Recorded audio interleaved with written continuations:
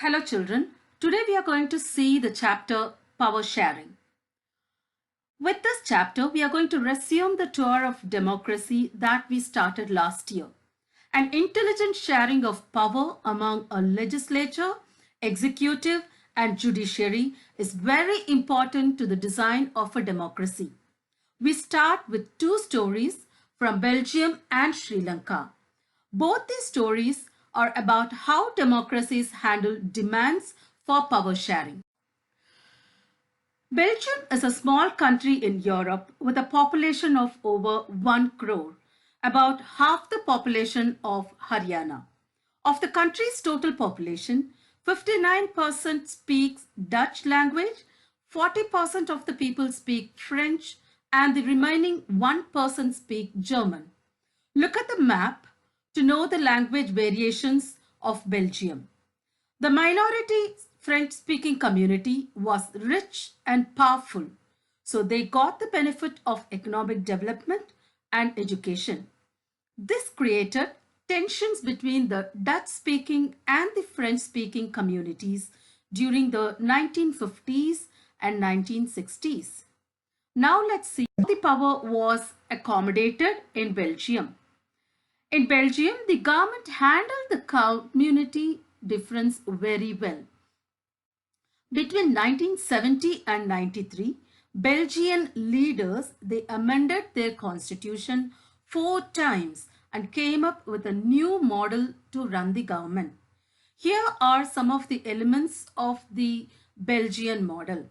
The constitution prescribes that the number of Dutch and French-speaking ministers shall be equal in the central government. Some special laws require the support of the majority of members from each linguistic group. Thus, no single community can make decisions unilaterally. The state governments are not subordinate to the central government. Brussels has a separate government in which both communities have equal representation. Apart from the central and the state government, there is a third kind of government. This community government is elected by people belonging to one language community like Dutch, French and German speaking. No matter where they live in the country, they all used to elect this cultural or community government. This government has the power regarding cultural, education and language related issues. The Belgian model was very complicated, but it helped to avoid civic strife between the two major communities. So the result was the country united, respecting the feelings of different communities and regions. Now let's take the situation. So when we see Sri Lanka, it is an island nation having a population of 2 crores, about the same as in Haryana. Sri Lanka has a diverse population and the majority social groups are the Sinhala speakers, that is 74%, and the Tamil speakers 18%. Among the Tamils, there are two subgroups, Sri Lankan Tamils and Indian Tamils. You can see the map to know the population distribution of communities of Sri Lanka. In Sri Lanka, the Sinhala community enjoyed the bigger majority and imposed its will on the entire country. Majoritarianism in Sri Lanka emerged as an independent country in 1948. So now we are going to see what are the reasons for majoritarianism or alienation of the Sri Lankan Tamils. So the Sinhala community was in majority, so they had formed the government. They also followed preferential policies that favored Sinhala applicants for university positions and government. These measures taken by the government gradually increased the dominance of the Sri Lankans or the Sinhalas, and this increased the alienation among the Sri Lankan Tamilians. Sri Lankan Tamils felt that constitution and government policies denied them equal political rights. They were discriminated against getting jobs and other opportunities and were also ignored, due to which the relationship between the Sinhala and the Tamil communities became poor. Sri Lankan Tamils, they launched peace and struggles for recognition of Tamil as an official language, for regional autonomy and equality of opportunity in securing education and jobs.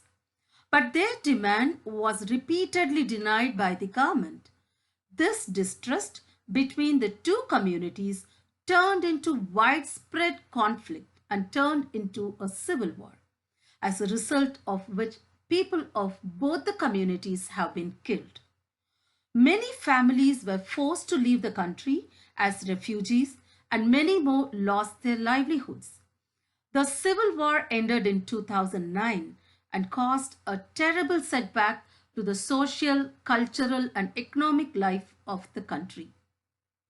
See, what you have learned from the stories of Belgium and Sri Lanka.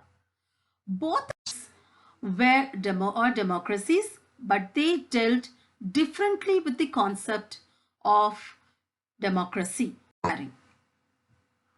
See, in Belgium, the leaders, they realized that the unity of the country is possible only by respecting the feelings and interests of different communities and regions. This resulted in mutually acceptable arrangements of power sharing. In Sri Lanka, if a majority community wants to force its dominance over others and refuses to share power, it can undermine the unity of the country. Then why is power sharing desirable? You are going to find the answer in the following slides. See, we can divide it into prudential and moral reasons. See, the power sharing is good because it helps to reduce the possibility of conflict between social groups. And the second reason is that a democratic rule involves sharing power with those affected by its exercises and who have to live with its effects. People have a right to be consulted on how they are to be governed. Now, let us call the first set of reasons prudential and the second moral. The prudential reasons stress that power sharing will bring out better outcomes, whereas the moral reasons emphasize the act of power sharing as valuable. Now, why in a democracy should political power be distributed? See, most of you might be thinking that power sharing is dividing power or weakening the country. The similar thing was also believed in the past. It was assumed that all the power of a government must reside in one person or group of persons located at one place. Otherwise, it would be very difficult to make decisions and to enforce them. But these notions have changed with the emergence of democracy. In a democracy, people rule themselves through institutions of self-government. Everyone has a voice in the shaping of public policies. Therefore, in a democratic country, political power should be distributed among the citizens. And in modern democracy, we also see that power sharing can take many forms. So here you can see that power is shared among different organs of the government, such as the legislature, executive, and judiciary. And this is called horizontal distribution of power. See, because it allows different organs of government placed at the same level to exercise different powers. And such separation ensures that none of the organs can exercise unlimited power, and each organ checks the others, and this arrangement is called a system of checks and balances. Again, when we see power can be shared among governments at different levels. a general government for the entire country, and governments at the provincial or regional level, which is called federal government. And now power may also be shared among different social groups, such as the religious and linguistic groups. Community government in Belgium is a good example of this arrangement. This method is used to give minority communities a fair share in power.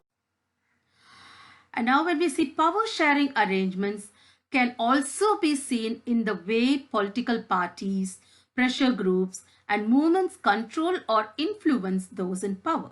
When two or more parties form an alliance to contest elections, and if they get elected, they form a coalition government, and thus power sharing takes. And finally, children, I've just put up a slide to show you the summary of what you have seen now.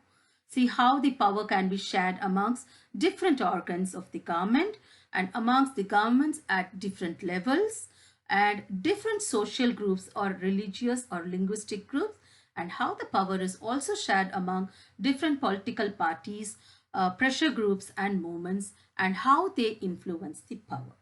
I hope that you are very clear with what is power sharing and why it is important and how it makes life easier and better for everyone to live together, though they belong to various communities, language and religion.